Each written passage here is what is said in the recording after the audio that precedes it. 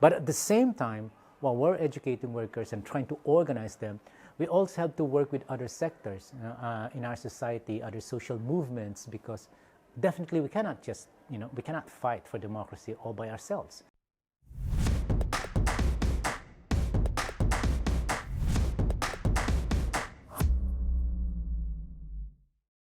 My name is Joshua Mata. I'm the Secretary General of SENTRO. It's one of the major labor centers in the country, and we have membership in both the public and the private sector, as well as the informal sector.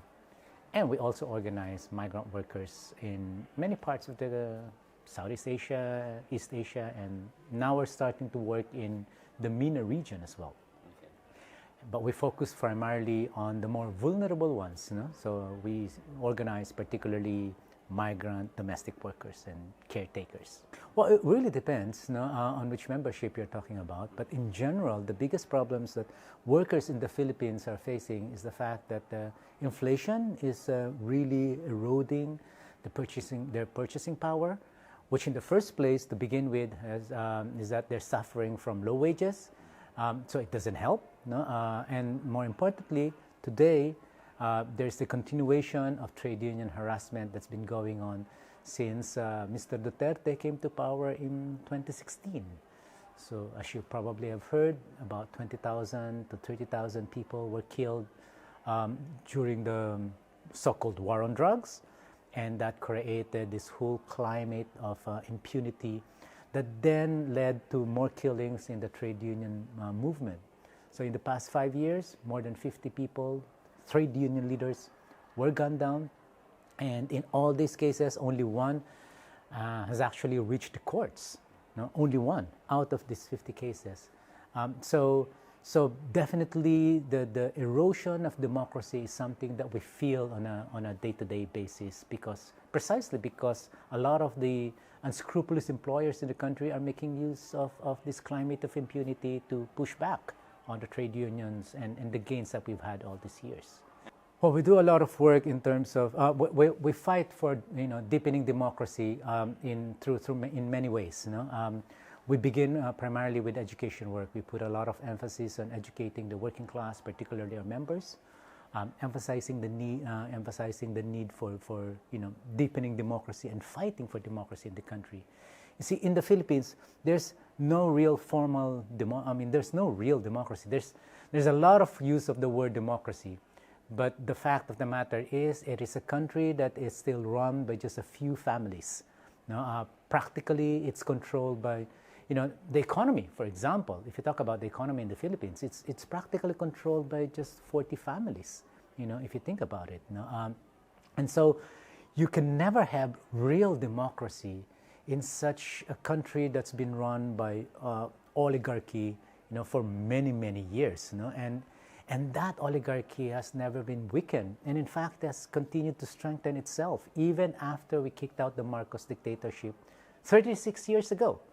And that's primarily one of the reasons why the son of Marcos, the dictator, is once again in power. They were able to return to power primarily because people were so frustrated that after more than 3 decades, the poor continue to be poor, and the rich, they just become much more richer. So that's why first we have to educate workers about why it is important to fight for real democracy in the country, and that means building unions so that unions can actually work for and struggle for redistribution of wealth in the country. But at the same time, while we're educating workers and trying to organize them, we also have to work with other sectors in our society, other social movements, because definitely we cannot just, we cannot fight for democracy all by ourselves.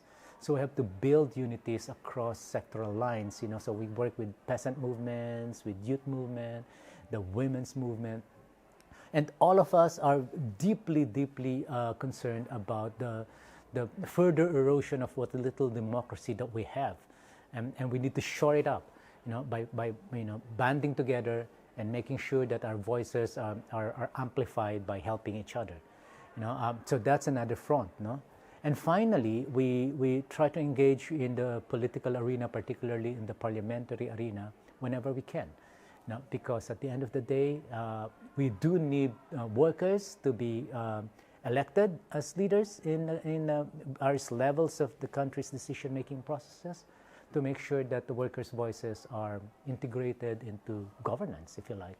Now, but that's very difficult in a situation where elections is actually dominated by money politics. So you have to, in that kind of a context where you're under attack, you're operating in a very undemocratic society, and then you're under attack, you do have to organize in a way that would definitely go beyond collective bargaining. It has to be a type of trade unionism that we call social movement unionism. I think it's important for us as trade unionists to support every trade unionist wherever they are. And it so happens that in my country, we're still at the early phase of developing our capacities. And I assure you that every help that we get is something that we really need, we really use to make sure that we have a more stronger and more self-reliant labor movement, so that in the end, what you have done to us, we will pass it on to others who are not as strong as we are at that point in time. So I think that's the spirit of solidarity. So keep supporting the working class.